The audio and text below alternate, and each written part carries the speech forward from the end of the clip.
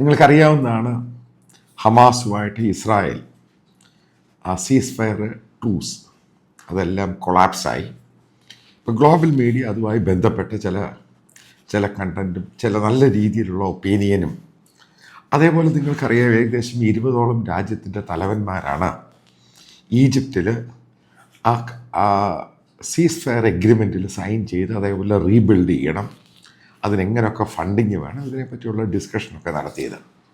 അപ്പോൾ ആ ഒരു സന്ദർഭത്തിലാണ് പാർഷ്യലായിട്ട് ഇസ്രായേൽ ഒഴിഞ്ഞു പോകണം, ഈ രീതിയിലുള്ള എഗ്രിമെൻറ്റിൽ വന്നേക്കുന്നത് കംപ്ലീറ്റ് ആയിട്ട് ജീവിച്ചിരിക്കുന്ന ഹോസ്റ്റേജസിനെ കൊടുക്കണം, അതേപോലെ ഡെഡ് ബോഡികൾ എത്രയാണ് തിരിച്ചു കൊടുക്കണം, ഏകദേശം 2200-2200ഓളം ഡീറ്റെയിൻ ചെയ്തും പ്രിസണിലുള്ള പാലസ്റ്റീൻകാരെ വിട്ടുകൊടുക്കണം. ഇതായിരുന്നു എഗ്രിമെൻറ്റുമായിട്ട് ബന്ധപ്പെട്ട് ഉണ്ടായിരുന്നത്. ട്രംപാണ് ഇത് വർക്കൗട്ട് ചെയ്തത്. ആദ്യത്തെ ഒരു സംഭവം ഇതുമായി ബന്ധപ്പെട്ട് ഇസ്രായേലി പ്രധാനമന്ത്രി ബെഞ്ചമിൻ നെതന്യാഹു, നിങ്ങൾക്കറിയാം അമേരിക്കൻ വിസിറ്റ് അദ്ദേഹം സ്ഥിരം നടത്തുകയാണ്, ഈ ഇസ്രായേൽ ഹമാസ് വാറും അതുമായി ബന്ധപ്പെട്ടൊക്കെ പോകുന്നതാണ്. പക്ഷേ അറിയുവാൻ കഴിയുന്നത് ഇന്ത്യൻ പ്രധാനമന്ത്രി ബെഞ്ചമിൻ നെതന്യാഹുവിനെ ഇന്ത്യയിലോട്ട് ഇൻവൈറ്റ് ചെയ്തിരിക്കുകയാണ് ഇപ്രാവശ്യത്തെ റിപ്പബ്ലിക് ഡേ പരേഡിൽ ചീഫ് ഗസ്റ്റായിട്ട്. മനസ്സിലാക്കണം, ഇതേ നെതന്യാഹുവിന് international court of justice including പല രാജ്യങ്ങൾ ഉൾപ്പെടുന്ന ഒരു സംഭവമാണ്. ആംസ്റ്റർഡാം ബേസ്ഡാണ്. അപ്പോൾ അവിടുന്ന് അറസ്റ്റ് വാറണ്ട് നിലനിൽക്കുകയാണ്. അപ്പോൾ ആ ഒരു സന്ദർഭത്തിലാണ് ഇന്ത്യ ഗവൺമെൻറ് നെതന്യാഹുവിനെ ഇന്ത്യയിലോട്ട് വിളിച്ചേക്കുന്ന ചീഫ് ഗസ്റ്റായിട്ട്. ഇപ്പോൾ Canadian prime minister Mark Carney പറഞ്ഞിട്ടുണ്ട് അറസ്റ്റ് ചെയ്യും. British prime minister Keith Starmer അദ്ദേഹവും പറഞ്ഞിട്ടുണ്ട് അറസ്റ്റ് ചെയ്യും. കാരണം ഇതിനകത്ത് ഉൾപ്പെടുന്ന ഇൻ്റർനാഷണൽ കോർട്ട് ഓഫ് ജസ്റ്റിസ് ഉൾപ്പെടുന്ന രാജ്യങ്ങളെല്ലാം അവിടെ കയറിയാൽ അറസ്റ്റ് ചെയ്യുമെന്ന് പറഞ്ഞതിൻ്റെ പേരിലാണ് നിങ്ങൾക്ക് ഓർമ്മയുണ്ട് അദ്ദേഹം വാഷിങ്ടണിൽ പോയത്. ഈ പറയുന്ന രാജ്യങ്ങളുടെ എയർ സ്പേസിൽ കൂടെല്ലാം മാറിയിട്ടാണ് പോയത്. കാരണം അങ്ങനൊരു ഈ പല രാജ്യങ്ങൾ അങ്ങനെ ഇൻ്റർനാഷണൽ കോർട്ട് ഓഫ് ജസ്റ്റിസിൻ്റെ അതുള്ളതിൻ്റെ പേരിൽ നിലനിൽക്കുന്നത്. ഈ ഒരു സന്ദർഭത്തിലാണ് ഇന്ത്യയിലെ ചീഫ് ഗസ്റ്റായിട്ട് വരുന്നത്. അതേപോലെ തന്നെ അറിയാൻ സാധിക്കുന്നത് ഗ്ലോബലായിട്ടുള്ള ജൂയിഷ് കമ്മ്യൂണിറ്റി, നിങ്ങൾക്കറിയാം ഗ്ലോബലായിട്ട് ഏറ്റവും വലിയ ഇൻവെസ്റ്റേഴ്സ് എന്ന് പറഞ്ഞ ജൂയിഷ് കമ്മ്യൂണിറ്റിയാണ്. അവർ ഗ്ലോബലായിട്ട് അമേരിക്കയിലാണെങ്കിലും യൂറോപ്പിലും ലോകത്ത് മറ്റ് പല ഭാഗത്തുണ്ട്, പ്രത്യേകിച്ച് അമേരിക്കയിലാണ് ഏറ്റവും കൂടുതൽ. അവരുടെ ഒരു ഇൻവെസ്റ്റേഴ്സ് മീറ്റ് ഇന്ത്യയിലുണ്ടാകും എന്നും പറയുന്നു. ഓക്കെ, നമുക്കത് പിന്നീട് അതിൻ്റെ ഡെവലപ്മെൻ്റ് അനുസരിച്ച് ആ കാര്യത്തിലോട്ട് പോകാം. പറയാൻ പോകുന്ന മറ്റൊരു പോയിൻ്റ്, ഈ സീസ് ഫയർ എഗ്രിമെൻറ്റുമായിട്ട് അത് കൊളാപ്സ് ആയതിൻ്റെ കാരണം ഏകദേശം 2ഓളം ലൈറ്റ് ബ്രിഗേഡ് കമാൻഡിലുള്ള ഇസ്രായേലി സോൾജിയേഴ്സ് കൊല്ലപ്പെട്ട് 4-5ഓളം പേര് പരിക്ക് പറ്റി. പിന്നീട് അവരുടെ യെല്ലോ റിബൺ ക്രോസ് ചെയ്യാൻ ശ്രമിച്ചു, അവിടെ ഫയറിംഗ് ഉണ്ടായി.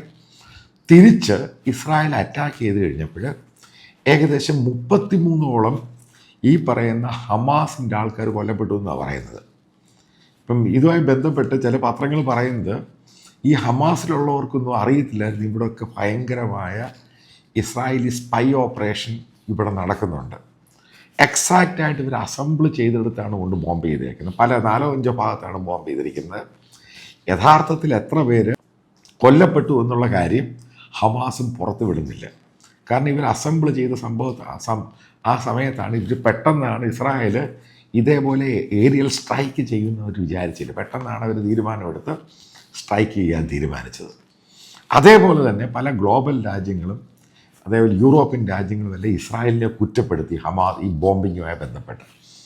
പെട്ടെന്ന് ഈ രാജ്യങ്ങൾ തന്നെ ഇരുന്നാണ് ഈ ഒരു കരാറുണ്ടാക്കിയത്. അപ്പോൾ ഈ കരാർ ലംഘിച്ചത് ഹമാസ് ആണെന്ന് കൃത്യമായി. അതിൻ്റെ പേരിൽ ഈ ഗ്ലോബലായിട്ടുള്ള രാജ്യങ്ങളും ഇസ്രായേലിന് രണ്ടും കൽപ്പിച്ച് പറഞ്ഞേക്കാണ് ഇത് കംപ്ലീറ്റ് ആയിട്ട് ഈ സാധനം ഹമാസിനെ മാത്രമല്ല ഗാസ മുഴുവനും വെളുപ്പിച്ചേക്കാൻ. ഇങ്ങനെയും ടോക്സ് നടക്കുന്നുണ്ട്. കാരണം ഇതുമായിട്ട് മുന്നോട്ട് പോകാൻ പറ്റത്തില്ല. ഇതാണ് ഞാൻ പല ആവർത്തി പറഞ്ഞത്. ഈ ട്രംപ് അവരുണ്ടാക്കിയാലും ഇവർ ട്രൂസ് ഉണ്ടാക്കിയാലും സീസ് ഫയർ ഉണ്ടാക്കിയാലും ഇവർ ചെറുപ്പം മുതലും മനസ്സിലാക്കേണ്ട ഒരു പോയിൻ്റുണ്ട്. ഇപ്പം യാഹ്യ സിൻവാർ ആണെങ്കിലും ഇസ്മായിൽ ഹനിയ ആണെങ്കിലും അത് ഡേഫ് എന്ന് പറഞ്ഞ ഈ ലീഡേഴ്സെല്ലാം ഇവരെല്ലാം ഈ UN റെഫ്യൂജിയിൽ ആ ക്യാമ്പിലാണ് ജനിച്ച് വളർന്നു വന്നത്. അപ്പം ഇവർക്ക് ബേസിക് എഡ്യൂക്കേഷൻ എന്ന് പറഞ്ഞാൽ അവിടുത്തെ മദ്രസയും ഇസ്ലാമിക് സ്റ്റഡീസും ഇത് മാത്രമേ ഉള്ളൂ. അപ്പോൾ ഇവർ പിറന്ന് വീഴുമ്പോൾ ഇവരുടെ പേരൻസും ആ ഹമാസ് ആണെങ്കിലും ഈ പറയുന്ന അവിടുത്തെ ടെറർ ഓർഗനൈസേഷൻ ഇവരെ പഠിപ്പിച്ചെടുക്കുന്ന മുഴുവനും ഇവരെ കൊല്ലാൻ വേണ്ടിയാണ്. ജൂയിഷിനെയും അതേപോലെ ക്രിസ്ത്യൻസിനെയും കൊല്ലാൻ. അവിടെ നടക്കുന്ന ആ ഒരു സമ്പത്ത് ഇവരെങ്ങനെ പോയാലും ഇത് പൂർണ്ണമായിട്ടും ഇല്ലാതാകാതെ ഈ റീജിയൻ്റെ അകത്ത്, അതിൽ ഹമാസ് കംപ്ലീറ്റ് ഇല്ലാതാകാതെ ആ റീജിയൻ്റെ അകത്ത് ഇവർക്ക് ഒരിക്കലും ഇവിടെ സമാധാനം ഉണ്ടാകാൻ പറ്റത്തില്ല. അപ്പം അതിൻ്റെ ഭാഗമായിട്ടാണ് ടാക്ടിക്കലി നമുക്ക് മനസ്സിലാക്കാം ഇസ്രായേലിനെ. കാരണം ഫണ്ടിങ്ങും ആയുധം കൊടുത്തു ഇസ്രായേൽ, അതേപോലെ ഇറാൻ അവരെ തകർത്തു, ഹിസ്ബുള്ള പോയി, ഹൂത്തി ഏതാണ്ട് തീരാറായി. ഈ രീതി ഓരോന്നും തീർക്കുന്നു. ഇനി ഹമാസ് പൂർണ്ണമായും മാറാതെ ആ റീജിയൻ്റെ അത് സമാധാനം വരുത്തുന്നുമില്ല. ഇപ്പോൾ വെസ്റ്റ് ബാങ്കിലെ കാര്യം എടുക്കാം, പാലസ്റ്റീൻ കമ്മ്യൂണിറ്റി, അതായത് ഇൻക്ലൂഡിങ് ബേദലഹേം. അതിനകത്തും ഒരു സംഭവം എന്ന് പറയുന്നത് ഉണ്ടായിട്ടുള്ളത്, അതൊന്നും പുറത്ത് പറയുന്നില്ല. അതായത് ബേദലഹേം എന്ന് പറയുന്നത് ഇസ്രായേലിൻ്റെ കസ്റ്റഡിയിലോട്ട് പോകാൻ പോവുക.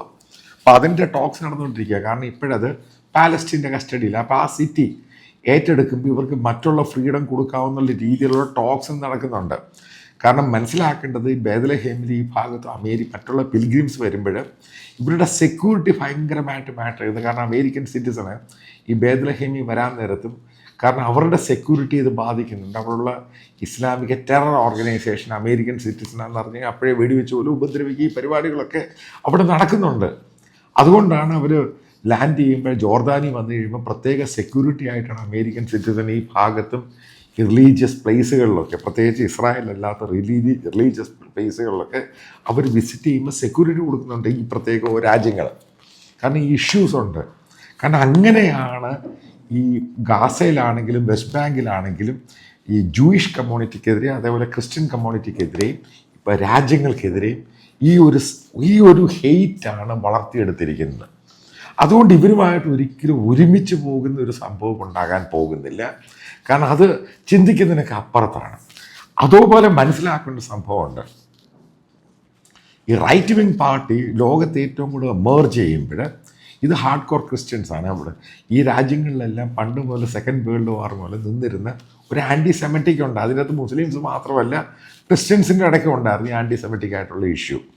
അപ്പോൾ അത് ഗ്രാജുവലായിട്ട് അത് ഡിസോൾവ് ചെയ്ത് പോകുന്നതായിട്ടാണ് കാണുന്നത് റൈറ്റ് വിങ് പൊളിറ്റിക്കൽ പാർട്ടിയിൽ.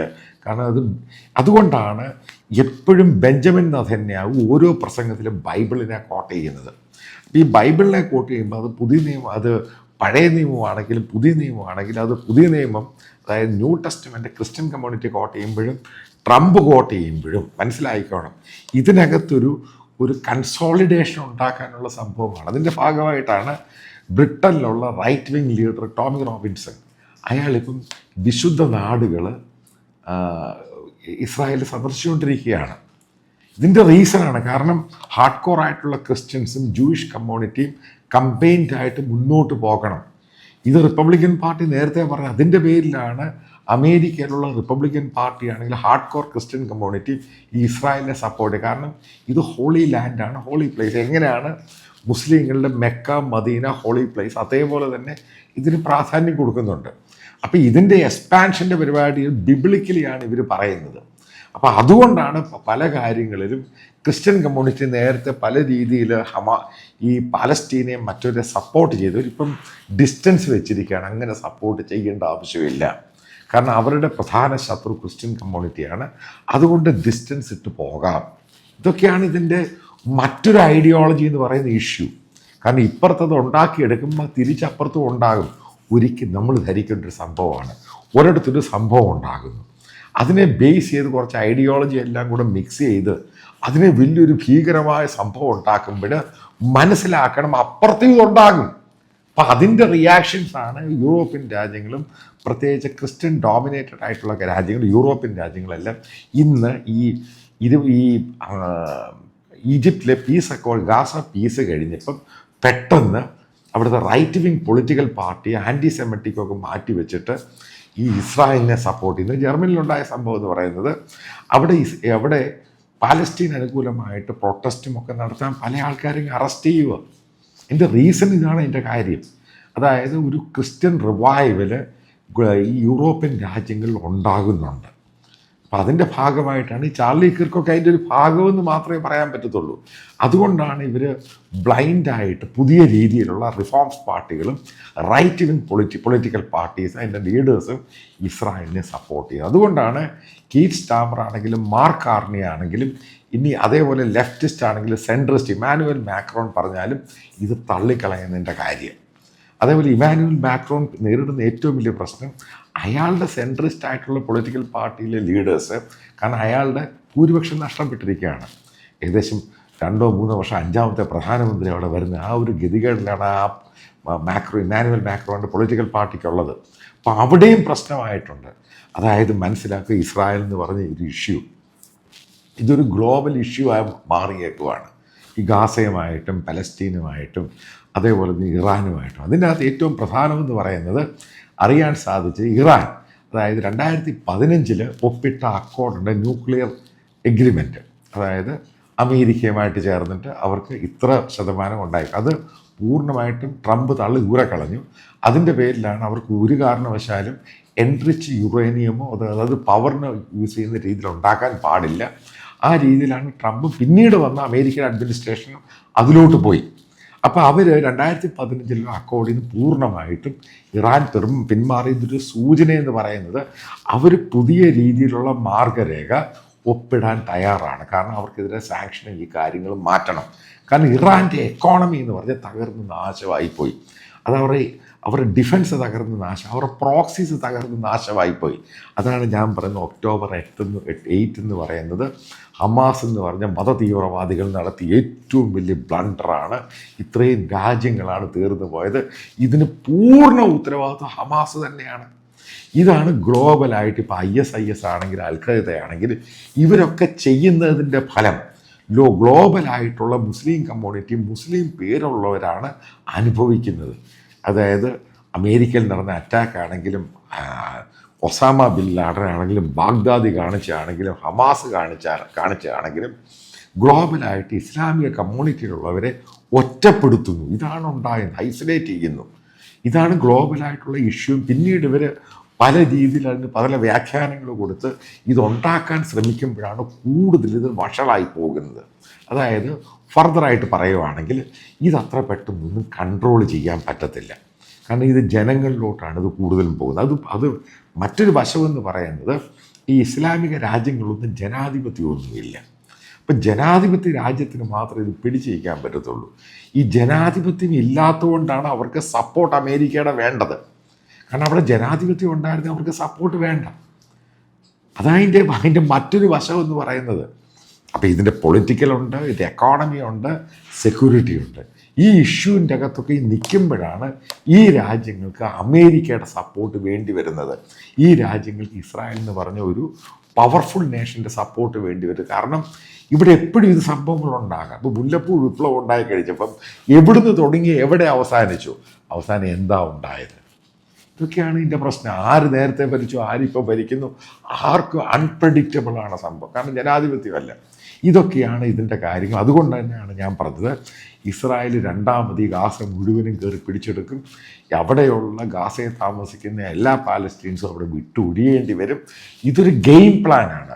അതിന് രണ്ടാം സ്റ്റേജ് ഹമാസ് തന്നെ തുറന്നു കൊടുത്തു.